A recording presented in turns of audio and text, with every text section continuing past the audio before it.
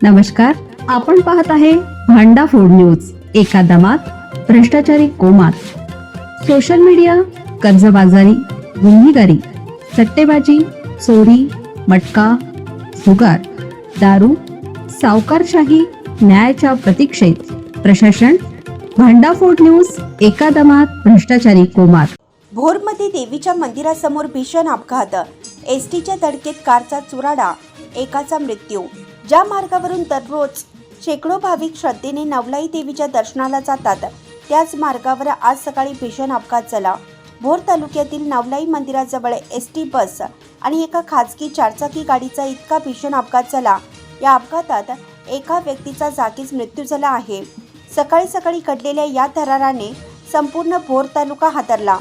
नेमकं काय घडलं?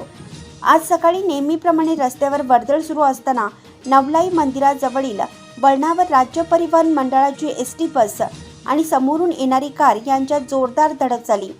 धडक इतकी भीषण होती की कारचा अक्षरशः चेंदामेंदा झाला. अपघाताचा आवाज ऐकून आसपासच्या नागरिकांनी तातडीनं मदतीसाठी धाव घेतली.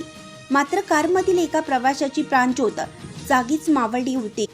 रक्ताच्या थारोळ्यात पडलेली ती गाडी आणि विखुरलेले काचेचे तुकडे पाहून उपस्थितांच्या काळजाचा ठोका चुकला.